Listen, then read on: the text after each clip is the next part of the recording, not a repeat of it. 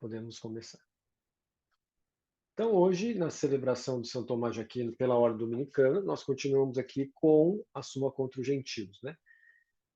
Ora, o intelecto do anjo está mais distante do intelecto humano que o intelecto de um excelente filósofo está de um rude ignorante, pois a distância existente entre esses dois últimos está ainda contida dentro dos limites da espécie humana, limites ultrapassados pelo intelecto angélico. Bom, aqui, complicado falar isso, né? Que ele está falando se a gente não entender isso como se fosse uma analogia, né?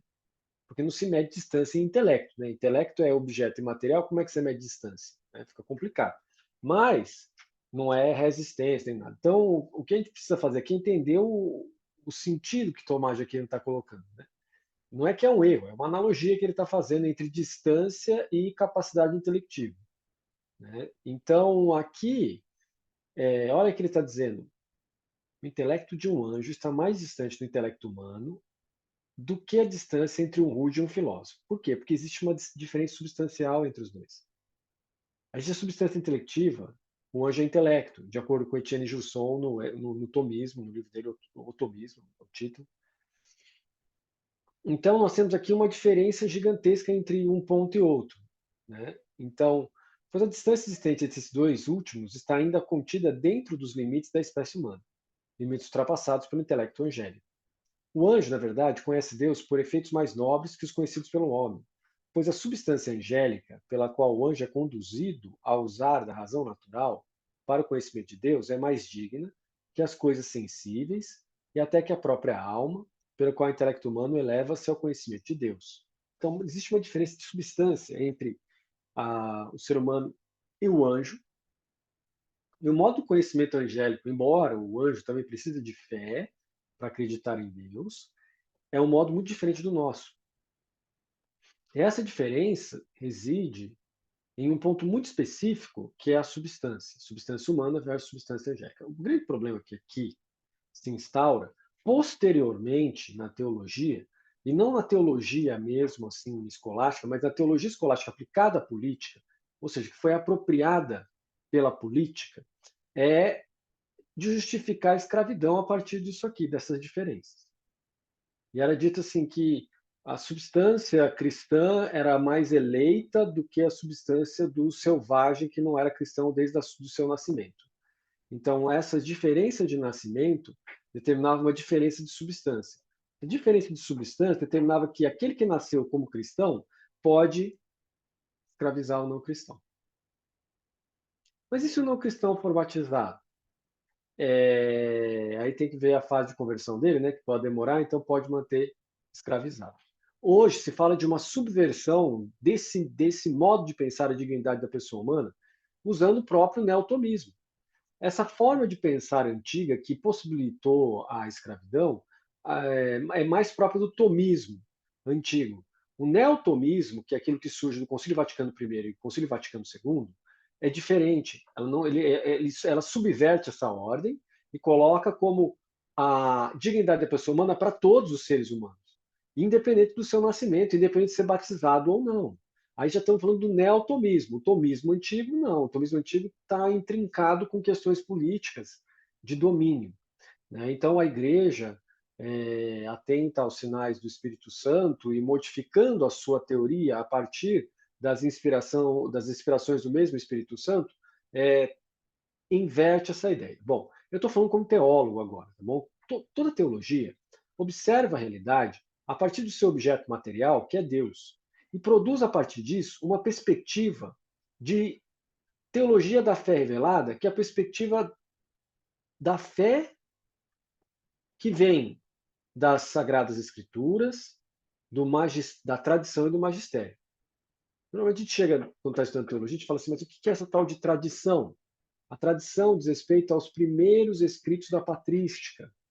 A coleção da Paulus, e eu não ganho nada para fazer propaganda para Paulus, mas tem em português, é da coleção da Paulus. Você tem o volume 1, o volume 2, ali você pode ver a tradição. Acho que, salvo engano, o volume 3 já é Justino de Roma, mas não lembro muito bem se é isso ou não. Mas, ou o volume 2, o volume 3 ou o volume 4, né? Então, poderia ser 1, 2 e 3. Deixa eu só ver aqui. 1, 2 e... Não, é 1 e 2 só. Não, é só é 1 e o 2. O 3 é Justino de Roma, e o 4 é o Irineu de Leão, né? Então é 1 e 2, tá bom? Então, se você quiser ver o que é a tradição, é lá.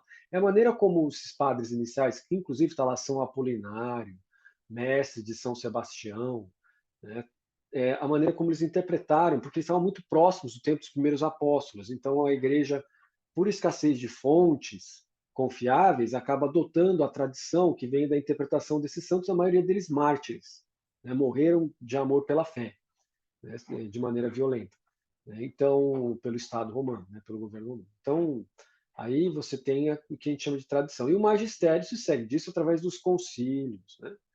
Então, de maneira geral, dos concílios. Tem outras medidas também do magistério, que são as encíclicas, as constituições dogmáticas e assim por diante, né? Mas aí, se você quiser mergulhar mais dentro dessa esfera, não é aqui o momento. O momento é você entrar no curso EAD aí, de graduação em teologia cristã, de preferência católica romana, para entender esses meandros. E aí você é capaz de pegar essa riqueza toda que é a teologia católica apostólica romana, né? É muito rico, é muito cheio de elementos que trazem à baia o que é a nossa identidade ocidental, né?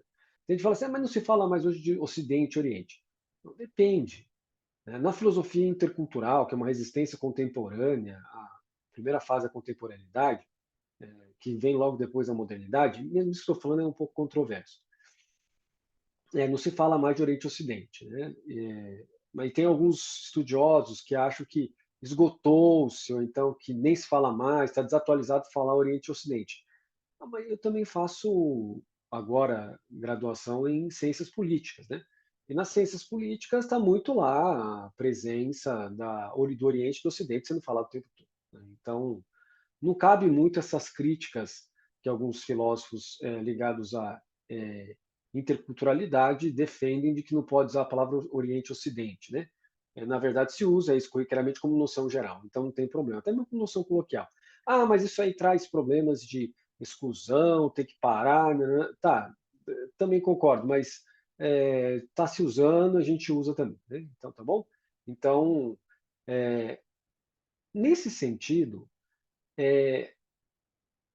a igreja então entende que essa questão entre anjo e seres humanos diz respeito a, a um modo de pensar que não exclui e nem coloca outros seres humanos, porque não foram batizados, para fora da dignidade da sua pessoa. Porque imagem e semelhança de Deus, que é o centro da dignidade da pessoa humana no direito natural, e chama-se direito natural porque vem de uma teologia natural, essa teologia natural encontra o seu complemento mais elevado, e aquilo que a aperfeiçoa no pensamento do objeto formal, que é a teologia cristã, na teologia revelada, né? Então, o que é a teologia revelada?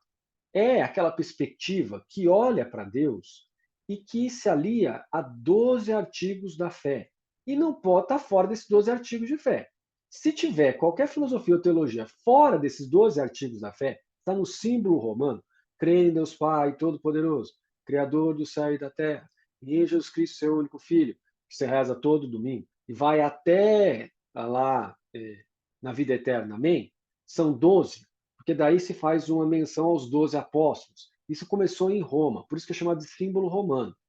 A igreja tem vários e vários símbolos. Os mais famosos ficaram e oficiais com o símbolo romano, que é esse que a gente reza aqui no Brasil sempre, e outro que a gente reza depois ou na missa, ou depois da missa, o símbolo mais difícil de ser rezado, que é o símbolo niceno-constantinopolitano, que fala Deus de Deus, luz da luz, gerado, criado na pessoa de Cristo.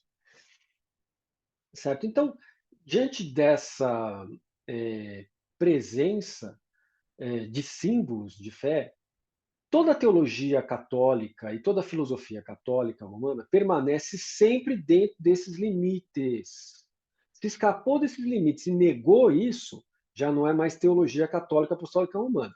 Pode, a partir daí, se transformar numa teologia racionalista, pode se transformar numa teologia fideísta, pode se transformar numa teologia tradicionalista, todas elas condenadas já pelo Vaticano I e II, ou ainda pode se transformar um arremedo de teologia, né? Não está fazendo uma teologia de fato, porque os elementos fundamentais de uma teologia não estão lá. Só falar de Deus não é teologia. Só falar de Cristo não é teologia. A teologia tem um modo próprio, um método próprio de desenvolvimento. E o que nós estamos vendo aqui na nossa frente é um texto que ele fica no entrementes entre filosofia e teologia. Esse entrementes é muito interessante porque obrigou os neotomistas, como Etienne Gilson, Jacques Maritain, o Cheny e outros, também como Henri de Lubac, a maioria, se não todos os teólogos do Vaticano II são neotomistas. Então, você tem aqui uma dominância de uma escola, que permanece até hoje. Então, você tem aí uma. Como que eu vou explicar? Uma posição um pouco controversa de São Tomás de Aquino é um filósofo se ele é teólogo. Então, a gente, como noção geral e como referência geral, a gente coloca as obras do Etienne Gilson, que é um neotomista francês, né, e que diz que, na verdade, Tomás de Aquino é um teólogo, mas que, diante do momento, do seu momento ou contexto sociocultural ou sociocultural histórico, ele precisou necessariamente adotar o método escolástico de justificar as afirmações da fé a partir de uma filosofia. E a filosofia usada por ele, diferente daquela usada pelos franciscanos, é a filosofia tomista. Ops, tanto, tanto é que cometi um erro agora, né? É filosofia aristotélica. Mas não é o Aristóteles do Renascimento cultural, né? Daquele período das grandes tradições do Fico e etc., né? Que é o grande tradutor ali das obras de Aristóteles, nem das obras de Platão, né? Na época de Tomás de Aquino não estava tudo já assim sendo traduzido. Aquele encontro com as obras de Platão lá em Constantinopla, que levou essas obras para dentro da Europa, e aí começou um movimento de tradução das obras completas de Platão, não está, né, é depois de Tomás de Aquino. Então, o que nós estamos vendo aqui é uma fase assim, meio que de transição para o renascimento cultural, para o humanismo no renascimento cultural. Bom, então, só que Tomás, o nosso santo, ele é uma figura que ele é tão grande que ele não cabe muito bem ali na, na síntese medieval. Ele começa a extrapolar a síntese medieval. O que é a síntese medieval? A síntese medieval é um modo de pensar, é um modo de classificar o pensamento, a noção geral do pensamento medieval, a partir da ideia de questão, disputa e síntese. Questão, disputa e resumo. Ou seja, tudo isso está dentro do método dedutivo. Então, você tem aí o método dedutivo de compreender a realidade, onde as realidades universais estão presentes, e aí, então, a partir dessas realidades universais, que são conceitos ou princípios e teorias, eu formulo novas teorias. Eu não parto do dado empírico, eu não parto dos órgãos sensoriais, etc., essas coisas, não. Eu parto daquilo que está dado. Por quê? Porque isso faz parte do método da teologia revelada.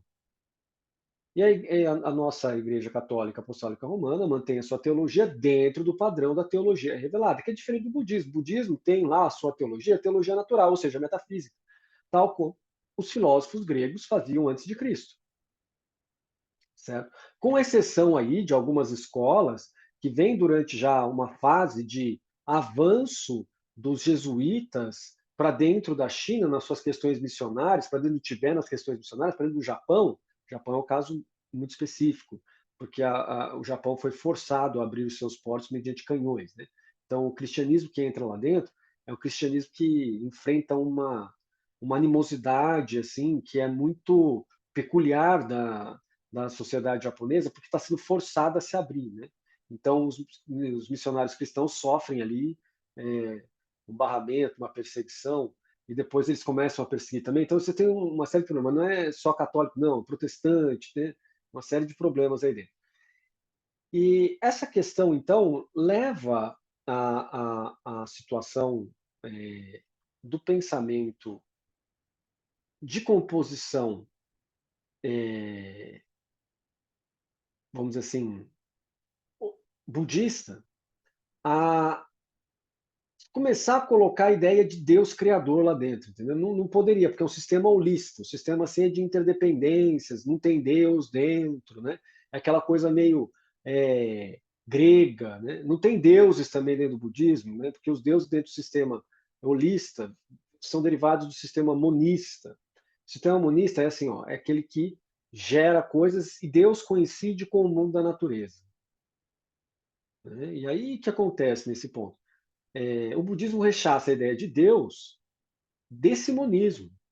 E ele desconhece, nas suas fases iniciais, nas suas composições iniciais da sua teoria, a ideia de Deus criador, não está lá. Então, a ideia de Deus criador vem muito depois, com as fases missionárias do cristianismo. Já no século I, II, né? Com São Tomé, São Nataniel, e aí você tem aí os apóstolos de Cristo. Aí você tem uma composição tanto quanto apologética, de defesa do budismo, sabe? De um gênero indiano que chama-se gênero Siddhanta da literatura budista. Mas até aí ninguém criou a ideia de Deus, né? Isso vai aparecer a ideia de Deus dentro do budismo tibetano, chinês, japonês, como eu disse para vocês, na fase dos jesuítas. Os jesuítas vão lá e aí a cultura nacionalista que eles possuem, que é os chineses, japoneses e tibetanos, ela é muito forte, porque são impérios. Então eles dizem, bom, se vocês estão começando a levar pessoas da nossa cultura para acreditar no seu sistema religioso, então nós vamos criar um sistema religioso aqui que também tenha Deus. E aí eles pegam a figura de um Buda qualquer, como o Buda Amitabha, e colocam na figura de Deus. E aí nasce, então, uma teologia paralela à teologia monoteísta, colocando a figura de Buda Amitabha como sendo uma figura de Deus. Mas isso aí é lá para o século XVII, XVIII. Então é um budismo muito assim próximo e que tem as suas reverberações aqui no Brasil, né? Como por exemplo o budismo Shin, né? Que tem aqui em Campinas, né? Que se fala da graça de Amitabha.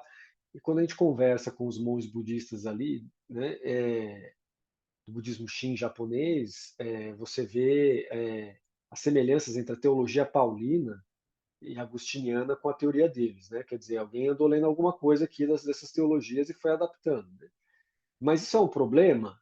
Não, essa é uma questão de crença deles, né? E a gente está dentro do Concílio Vaticano II, que prima pelo diálogo dentro de uma pluralidade religiosa, dentro da abertura para o diálogo com o mundo, diante da preservação da liberdade das pessoas, né? E a teologia, inclusive, ela é livre para fazer os seus próprios métodos, desde que não escape aos seus limites neotomistas católico-romano, que é os 12 artigos que eu falei para vocês. Se começar a negar Jesus na sua divindade, cai fora.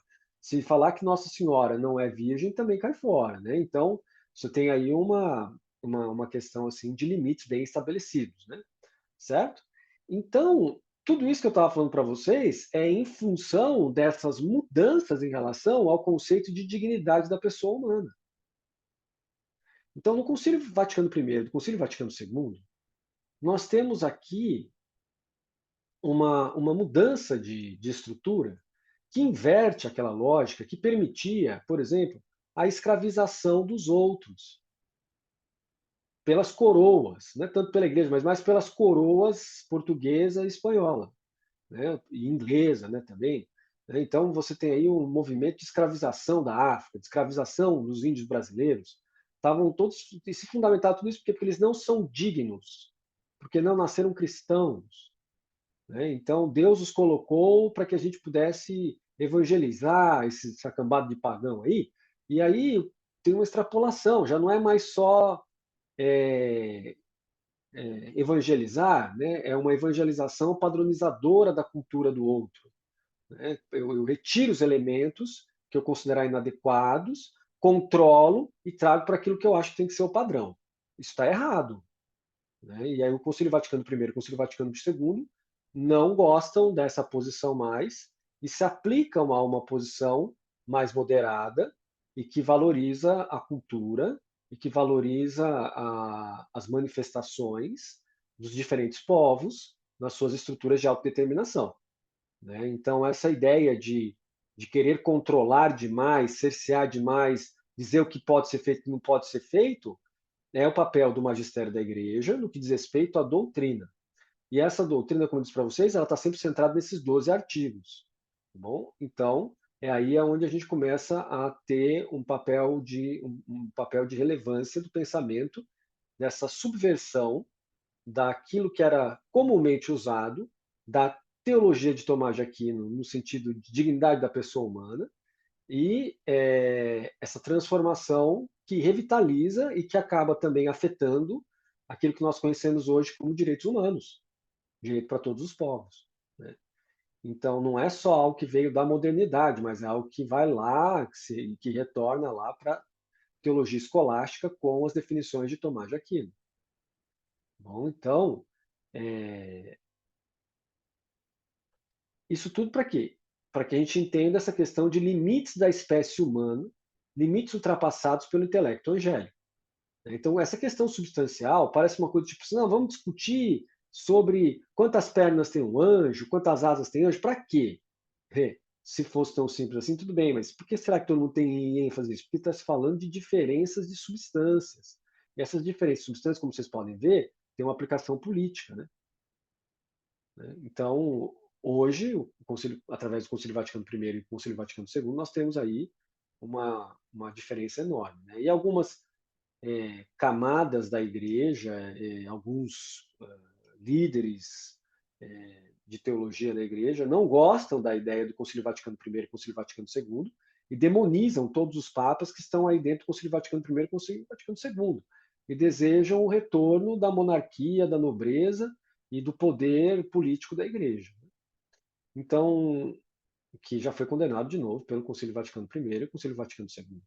O anjo, na verdade, conhece Deus por efeitos mais nobres que os conhecidos pelo homem, pois a substância angélica pelo qual o anjo é conduzido a usar da razão humana, a razão natural, para o conhecimento de Deus é mais digna que as coisas sensíveis e até que a própria alma, pela qual o intelecto humano eleva-se ao conhecimento de Deus. O intelecto divino, opa, mudou. Não é mais o intelecto humano, não é mais um intelecto angélico, é um intelecto divino. O intelecto divino finalmente excede em muito mais o intelecto angélico que este ao humano.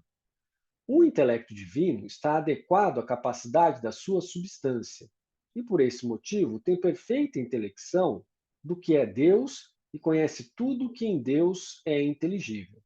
O intelecto divino está adequado à capacidade da sua substância. Em Deus, nós temos o que mesmo? Quem já estudou o Tratado de Cristo comigo, na Suma Teológica, em Deus nós temos que em Deus coincide As, substância, as, intelecto e todas as demais características de Deus coincidem nele, não há separação.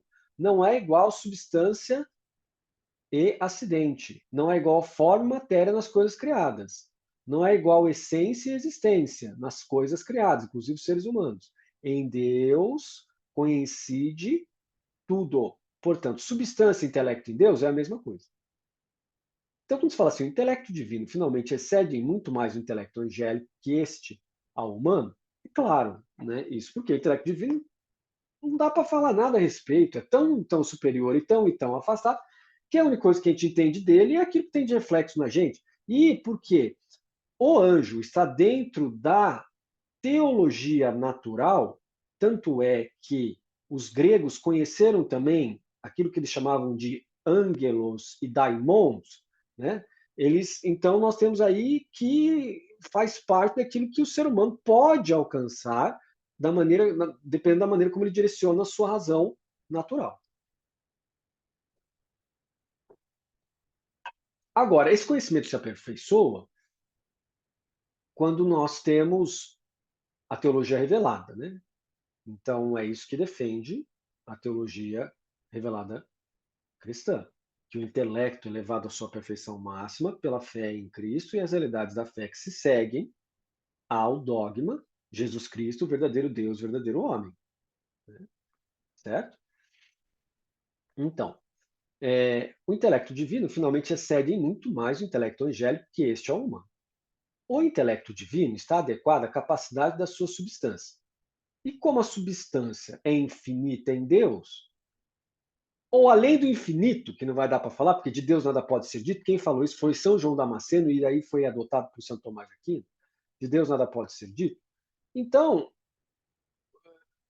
isso que o Santo Tomás está falando aqui é só para ter referência.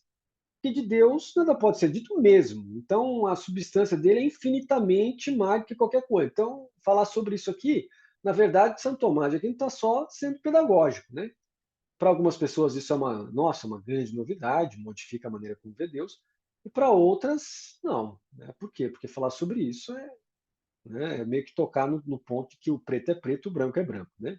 E eu espero que isso já esteja acontecendo com vocês que tiveram aulas, né, sobre o Tratado de Cristo e tiveram aulas sobre o Tratado de Deus. Né? O intelecto divino está adequado à capacidade da sua substância e, por esse motivo, tem perfeita intelecção do que é Deus e conhece tudo o que em Deus é inteligível. E como a substância de Deus coincide com o seu intelecto, coincide com a sua capacidade de conhecer, então, portanto, conhece tudo.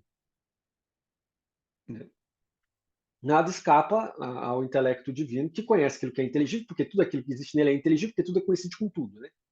Nesse caso, se tivesse alguma coisa secreta em Deus, teria que necessariamente coincidir com aquilo que é inteligível. Então, lá não tem segredo nenhum, ou então só tem segredo. Mas tudo isso é conhecido por ele mesmo, porque tudo coincide nele. Então, né? O intelecto angélico, porém, não conhece naturalmente o que Deus é. Tá vendo? A gente acha que anjo vê Deus o tempo todo. Vê de acordo com aquilo que a graça e com aquilo que a sua substância permite. Certo? Não vê Deus assim de uma maneira total. Nada vê Deus de maneira total, a não ser o Pai, o Filho e o Espírito Santo. Nossa Senhora vê Deus de maneira... Não vê. Embora, no que diz respeito à graça, Nossa Senhora esteja acima dos anjos, acima dos serafins, mas continua sendo substância humana. Mas o anjo serafim e o anjo querubim, que são os dois maiores, na escala hierárquica, eles possuem uma substância que estão mais próximas de Deus do que diz respeito ao intelecto, a sua substância. Mas Maria, porque a graça supera todo o intelecto, está mais elevada ainda do que os anjos, mas é a mulher aí, é mais elevada de todas as criaturas possíveis, na ordem da graça. Né? Então, mas mesmo assim, entre Maria e Deus, né, não tem comparação, né? São uma substância criada, outra substância é incriada, entende? De Deus é incriado, Maria é criada, então não tem como comparar, mas perceba aí essas questões de hierarquia. Né? O intelecto divino está adequado à capacidade da sua substância, e por esse motivo tem perfeita intelecção do que é Deus e conhece tudo que em Deus é inteligível. O intelecto angélico, porém, não conhece naturalmente o que Deus é, porque a própria substância angélica, que leva ao conhecimento de Deus, é efeito não equivalente à virtude da sua causa. O que isso quer dizer? Que não participa da substância divina como causa. Deus é causa de todas as coisas, certo? Porque ele cria todas as substâncias do nada. O anjo não vê Deus completamente, porque para ver Deus completamente, ele tem que ser da mesma substância que Deus. E só existe uma coisa que tem a mesma substância, que é a própria Trindade, Pai, Filho e Espírito Santo. Para fora disso, não tem. Então, anjo nenhum, por maior que ele seja, conhece Deus completamente. Os maiores anjos que nós temos são os 3 arcanjos e o anjo caído, né, o capeta. Então, portanto, o demônio não tem poder assim tão grande, porque a substância dele é substância criada. Então, quando a gente assiste filme de terror, ele fica, né, com aquele negócio de morrendo de medo, né? Não quer nem descer da cama porque tem medo de botar o pé no chão, o capeta esticar a mão por baixo da cama, puxar você para baixo da cama e aí te bater lá embaixo, te judiar, né? Ai, meu Deus, né? Então, não, porque pode acontecer, né, como acontece com a vida do santo, mas eu acho que a gente não está na via desse tipo de vida de santidade extraordinária. Acontece com você isso? Já aconteceu alguma vez de aparecer algum capeta aí dentro, na sua casa, quebrar tudo, te bater, igual fazer com o Padre Pio e outros santos? Né? Não, né? Santo Antão do Deserto, Santo Antônio do Deserto, né? Que chegou até a dar um soco de volta no capeta, parece que pegou, porque ele diz no escrito dele que, mas eu consegui bater de volta, ele falou assim, né? Tem uma hora que ele ficou feliz, assim, se o cara só me bate toda vez de noite, o cara vem aqui e me esfola, E aí eu perguntei para Jesus, ele fala assim nos escritos dele, mas Senhor, por que eu apanho tanto? Aí Jesus fala assim, porque eu quero ver você lutando. E aí depois de um pouquinho mais para frente de algumas páginas, ele fala assim, e eu acertei, eu acho que eu acertei um soco, né? Todo feliz da vida, né? Para quem é lutador igual eu, assim, não gosta dessas histórias, né? Para quem é mais pacífico, não gosta muito dessas histórias. O Padre Pio, por exemplo, ele não sabe se ele bateu de volta, mas me parece que não dá, né? Que é invisível e bate sem aparecer. Bom, mas aí é vida da santidade extraordinária. Essa via muito pouca gente participa disso.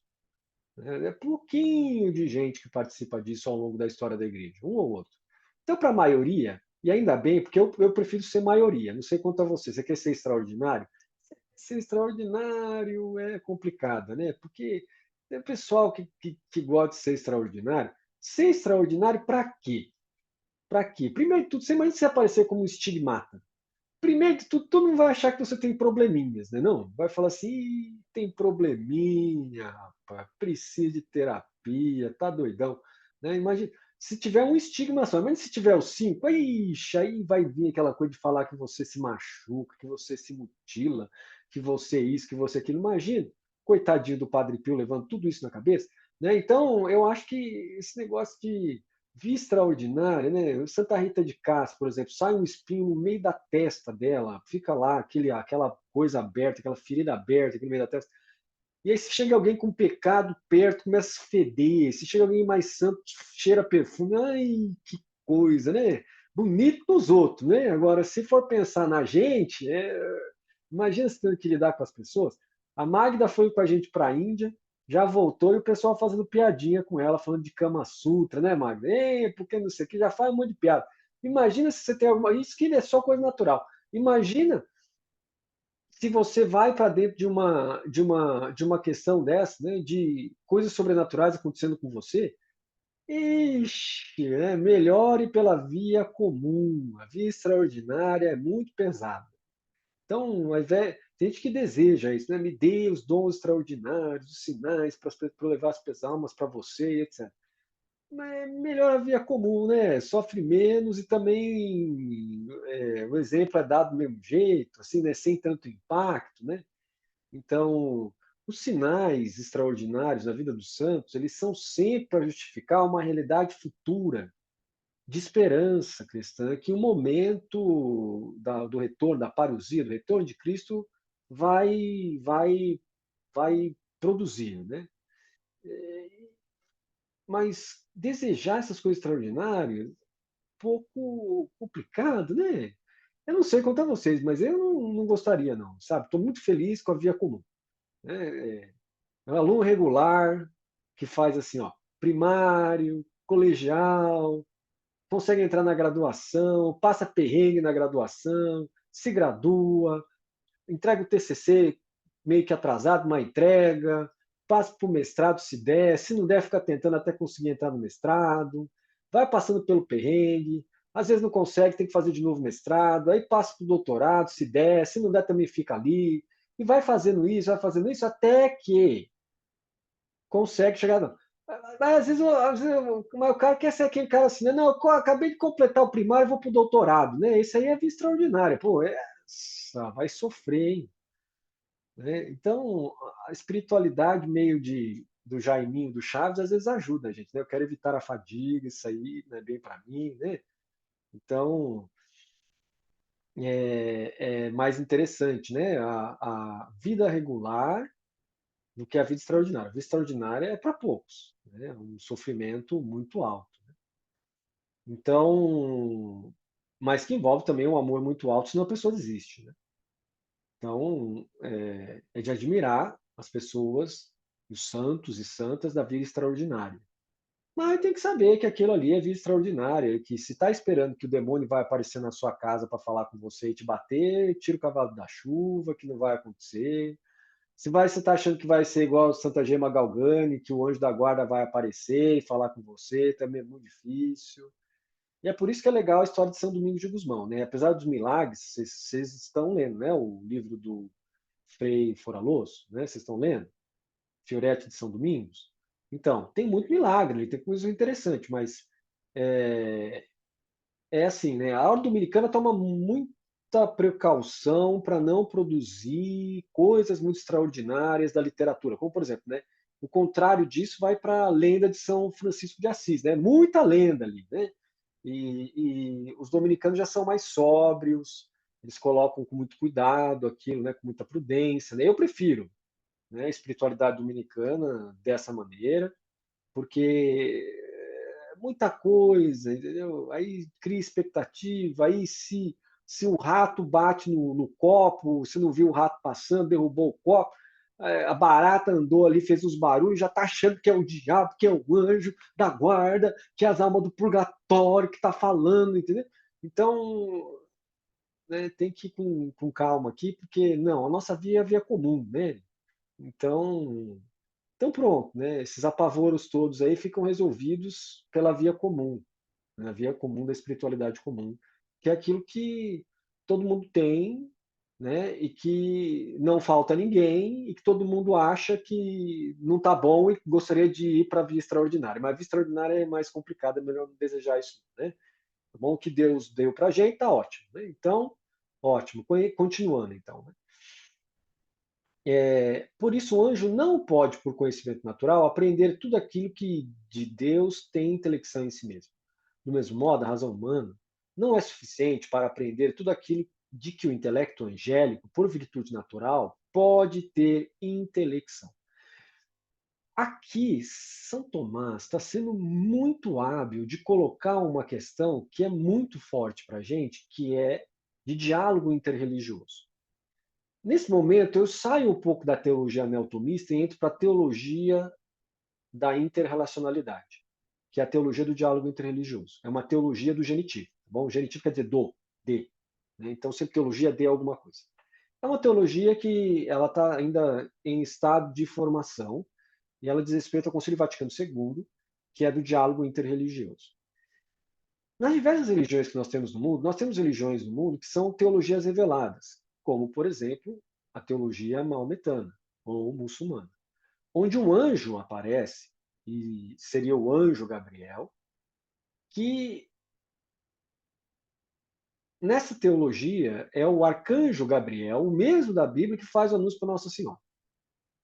Que cristão, lógico, nunca vai, né, aceitar um pé de igualdade desse. Né? Mas ele estaria revelando que os cristãos corromperam a mensagem de Alá e que, na verdade, Maomé é o último profeta, e que Maomé, sendo o último profeta, a religião do Islã é a mais perfeita.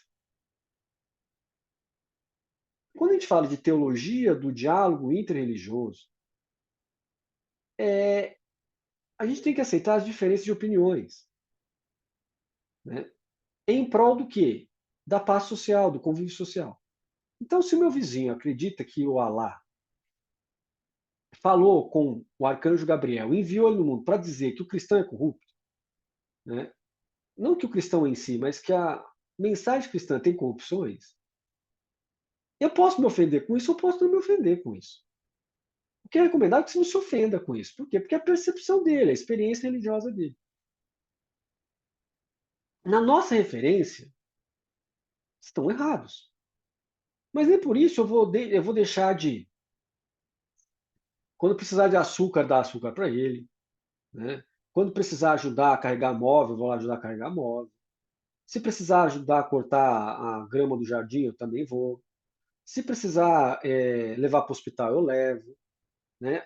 Então, todas as componentes éticas da caridade estão presentes.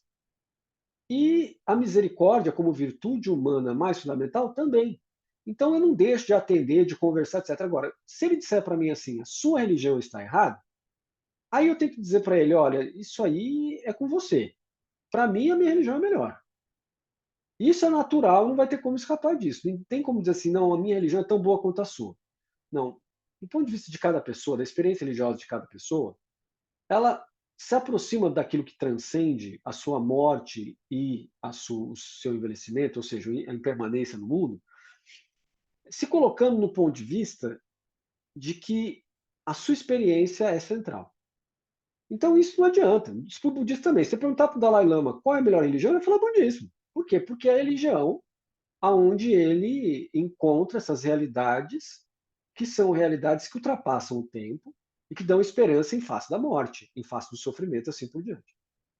E aí, é possível, então, converter as pessoas? Existem algumas religiões que não fazem apologia. E dentre elas não está o budismo. O budismo faz apologia. Muçulmano faz apologia. Cristão, nem precisa falar que faz apologia, né? Faz defesa da fé. Então, o trânsito religioso, dentro dessa teologia do diálogo interreligioso, ou teologia do interreligioso, o trânsito religioso é normal. Eu não posso me escandalizar quando eu tenho um filho ou uma filha e ele fala assim: eu vou ser muçulmano, eu vou ser muçulmana. Mas eu te batizei. Não, mas eu quero ser. Então a gente não se escandaliza, dá tempo para o Espírito Santo conversar com a pessoa. E aí ela vai ter que se resolver com o Espírito Santo, não é eu. Eu sou corresponsável pelo meu exemplo, mais que pelas minhas palavras. Alguém pode estudar teologia como eu, como vocês, fazer toda a graduação, depois faz mestrado, faz doutorado e haja dinheiro para fazer isso, né? E tempo também. Mas ainda mais porque na PUC está caro, né? Doutorado, 36 vezes de R$ 4.000, né? Está caro para fazer o doutorado lá, né? Então, é difícil de chegar até o doutoramento. Né? Então, mas mesmo que você chegue até lá, suponho que você consiga toda essa graça, né? Todo esse movimento de conseguir até o doutorado, com todas as barreiras, não conseguindo bolsa, mas pagando, é, isso dá garantias que você vai converter as pessoas? Não. Por quê? Por quê? Porque a teologia é sempre secundária. Como assim? A teologia ela é sempre secundária. Quem converte a Deus? É a experiência da fé traduzida em linguagem humana que se transforma em teologia. Quem converte é Deus. É a realidade da experiência com o divino que converte a pessoa. Não é a nossa fala. Por mais bonito que seja, ela não converte. Não, mas eu conheço tantos padres na mídia hoje que falam de um jeito tão legal e que me convencem a acreditar. Cuidado, convencimento é diferente de fé fundamentada em cima da percepção e conhecimento de fato. A fé fundamentada em cima de conhecimento hoje, né, por mídia social, por cursos que a gente faz, etc., é sempre uma fé mais voltada para a política, né? Porque uma fé acadêmica, uma fé científica envolve pesquisa, envolve sacrificar o tempo, renunciar o tempo, envolve a cruz, em outras palavras. Né? Porque a gente tem que renunciar, sair para ver coisas por aí, sair para ver amigos, para poder estudar as realidades divinas, no caso da teologia cristã. Realidades divinas que não estão dentro do conjunto da teologia natural. Por exemplo, os gregos tinham 12 deuses. Esses deuses tinham atributos divinos. Esses atributos divinos eram importantes para os estoicos, que fizeram a divisão entre teologia civil, teologia filosófica e teologia política, né, por assim dizer. Ou teologia da poesia, né, ou teologia religiosa, sacra, que os estoicos, que é o movimento lá no século V, né, antes de Cristo, na Grécia, mais ou menos por aí, diziam que coisa de poeta, né? Deveria estar no teatro. A teologia civil é coisa da diferença entre religião sagrada e religião e o profano, né? Ou o sagrado e o secular. E aí existe uma terceira teologia, que é a teologia da filosofia, a teologia natural, a teologia filosófica. E a teologia filosófica não estava interessada na parte mitológica das histórias entre os deuses, Atenas, Zeus, Hades, Poseidon. Não estava interessada nisso. Estava interessada nos atributos que esses deuses representavam daquilo que era o divino. E esse é o campo da filosofia. Isso é adotado por Sócrates, isso é adotado por Platão e por Aristóteles, numa amplificação dessa ideia de que o divino é importante, a atribuição divina é importante, mas não tem a ideia de Deus personificado como o criador de todas as coisas na Grécia.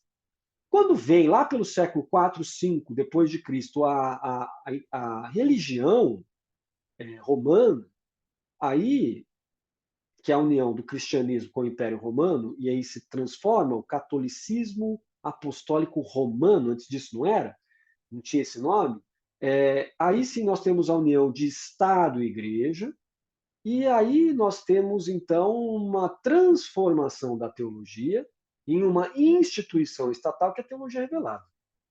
Quem dá agora o tom e diz o que é certo e o que é errado, não é mais a Igreja, é o Estado. No caso, o Estado romano, certo? O Império Romano. Então aí muda a concepção. E a partir disso vem a Alta e Baixa Idade Média, e aí nós temos a teologia revelada como instituição governamental. E isso chega em Tomás de Aquino. Então, quando ele coloca que a razão natural não é suficiente para apreender tudo aquilo que o intelecto angélico, por virtude natural, pode ter por intelecção, ele está resgatando uma tradição gigantesca do pensamento greco-romano, que diz respeito à capacidade da nossa razão natural, sem a fé revelada, de conhecer esses objetos divinos de maneira mais ou menos natural. Agora, o aperfeiçoamento é com a teologia revelada, que tem como centro Jesus Cristo, verdadeiro Deus, verdadeiro homem. Como seria imensa estupidez que um idiota, por não poder atingi-la, olha só, sicuto ignitor maxima a mente essente idiota. Mas Tomás de Aquino está falando palavrão, não pode. Depende da intenção, meu filho, minha filha. Isso são só questões linguísticas. Como seria imensa estupidez que um idiota, por não poder atingi-las, afirmassem serem falsas as teses de um filósofo, assim também, e muito mais, seria demasiada estultícia, ou seja, estupidez, suspeitar um homem serem falsas, visto que a razão nelas não pode penetrar, as revelações divinas feitas pelo ministério dos anjos. Aí vem o Wagner e fala assim, eu não entendi muito bem não, esse papo é esse de ministério dos anjos, né? E aí vem o pessoal que está no começo da teologia falando assim, que negócio que é esse do ministério dos anjos? Uma leitura mais cuidadosa, se fizer no Novo Testamento, você vai ver que São Paulo e os demais apóstolos, e também a tradição da igreja, volume 1, volume 2 da editora Paulus, da coleção patrística, já traz uma boa noção do que é a tradição, vai te dizer que todo o Antigo Testamento, ou Primeiro Testamento, como dizem os protestantes históricos,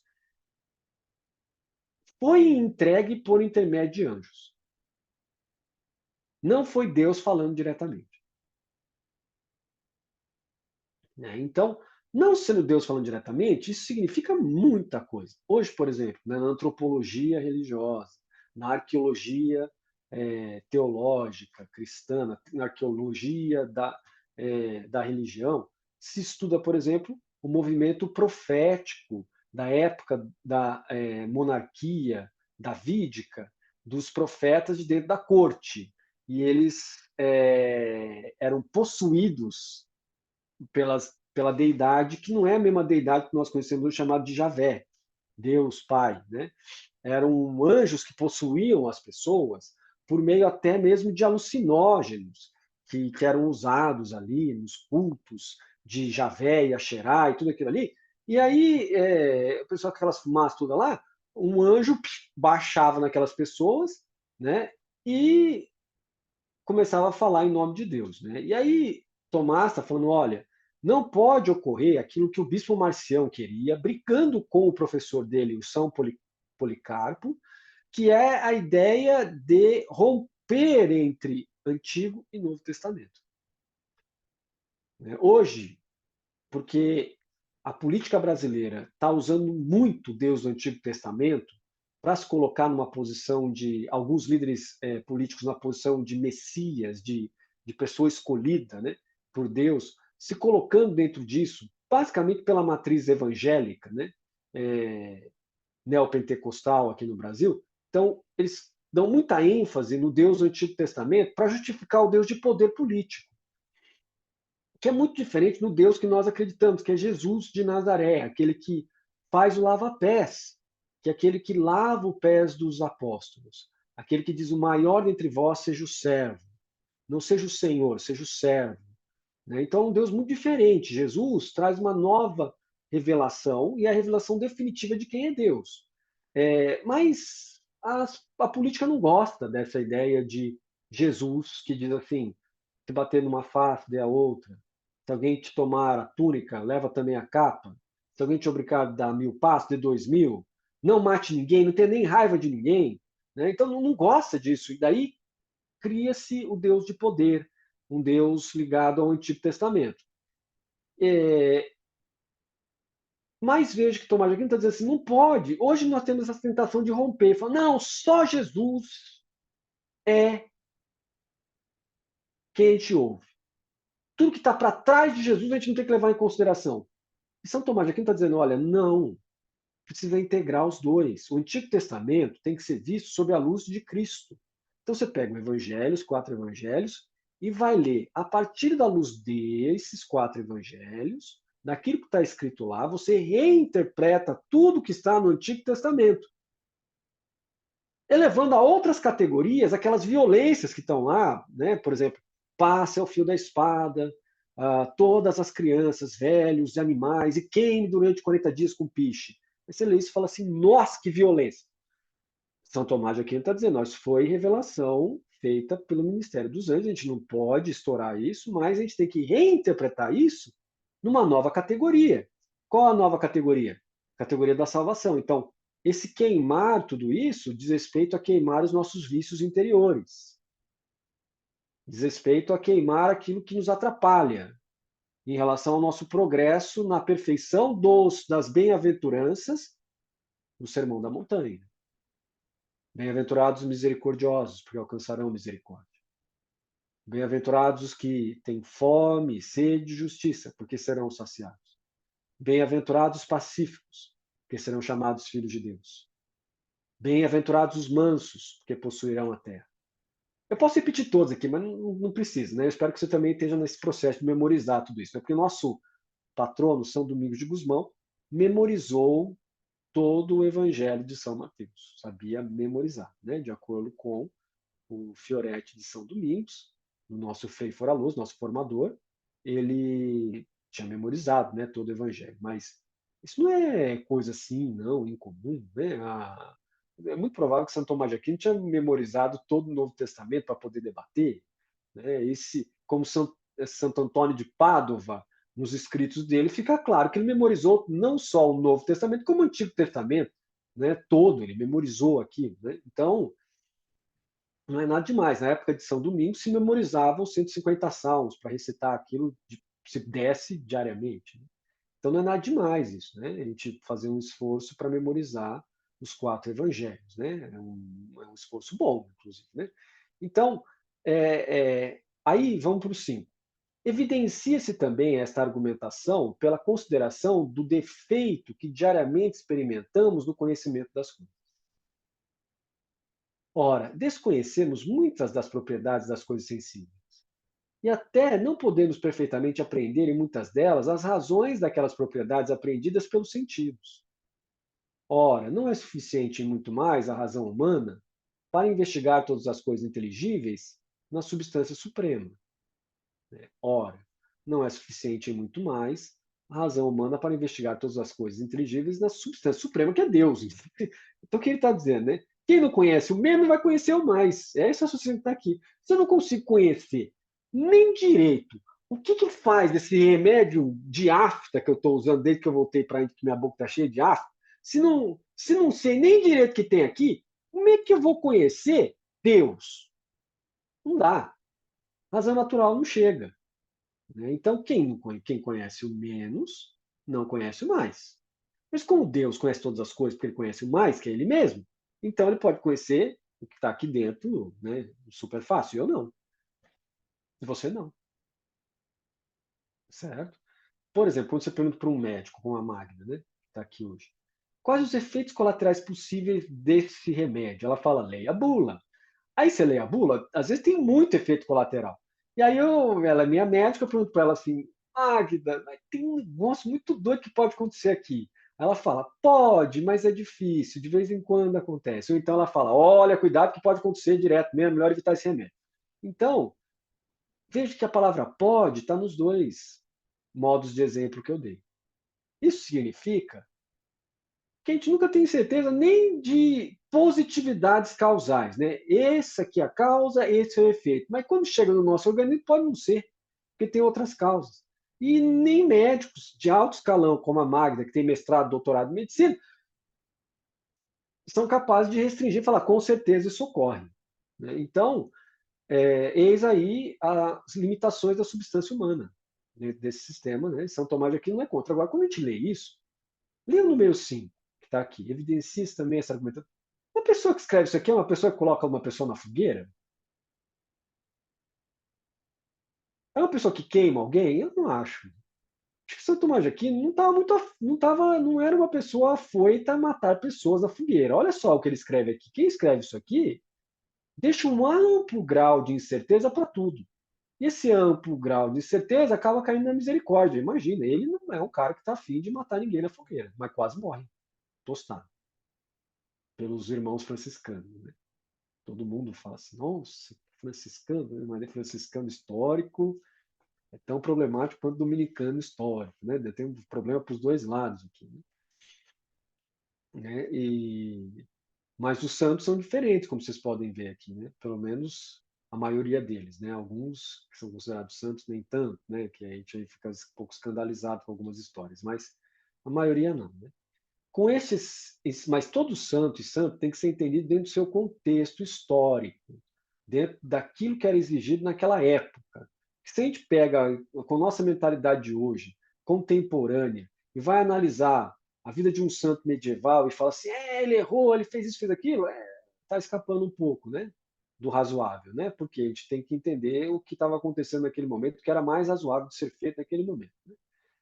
Com estes ensinamentos, estão de acordo as palavras do filósofo Aristóteles. Né? O Tomás de Aquino não escreveu nada sobre outro filósofo a não ser Aristóteles, então é super especialista em Aristóteles. O nosso intelecto está para as primeiras noções dos seres, que em si mesmas são evidentíssimas, com os olhos, como os olhos do morcego para o sol. Né? Também a Sagrada Escritura oferece um testemunho para essa verdade na leitura do livro de Jó.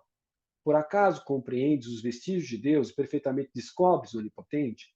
Eis o grande Deus que está acima do nosso entendimento. Afirma também Paulo. Conhecemos em parte.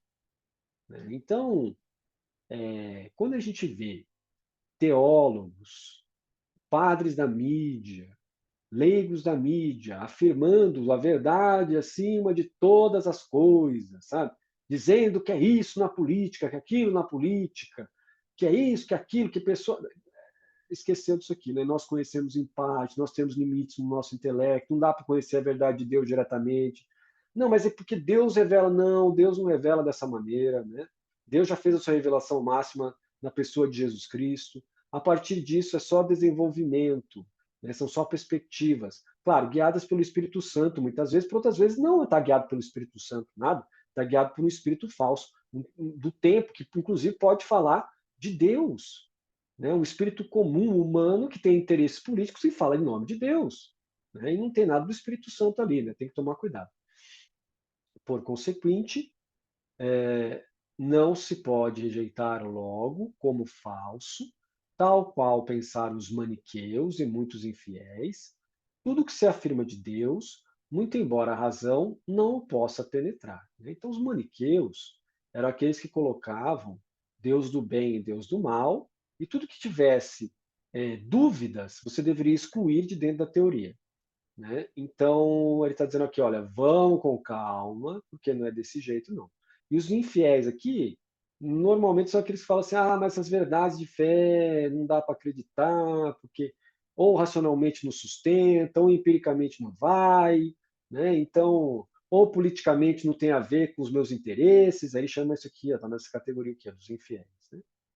Porque tudo que se afirma de Deus, muito embora a razão não o possa penetrar, pode ser que seja. Então não rejeita logo de cara.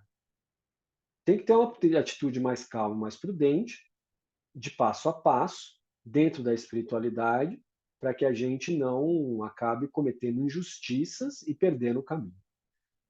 Okay?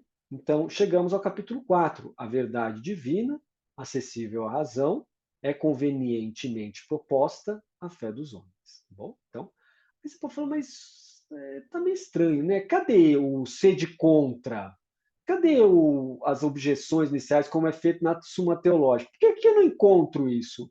Porque Santo Tomás já falou nos capítulos precedentes que ele não entende muito bem daquilo que ele está vendo, porque ele não é formado nas principais escolas dos maometanos. Ele falou, então ele está falando daquilo que ele viu, daquilo que ele pode, então ele não tem um sistema de síntese medieval. Questão, disputa e nova problematização com resumo, com síntese. Não tem, tá bom? Então, questão, debate, síntese, não está aqui. Por quê? Porque aqui não tem como fazer, né? Ele está numa época de grande limite. Se fosse hoje, eu acho que ele faria. Do jeito que, nossa, meu, olha o jeito dele. Dá para ele 100 anos, você vai ver se ele não faz. Não faz, né? Mas, infelizmente, Tomás viveu no século XIII, né? Imagina se tivesse vivendo agora, no século XXI, que coisa, né? Impressionante que ele ia ser. Tá bom? Beleza? Então, dá um sorriso pro tio aqui, que nós vamos fazer uma foto, né? Uma foto sua. Aí vai dar um sorriso, isso, aí que coisa bonita, né? Sorriso mais falso que não dá, mas tá bom, vai. Então tá bom.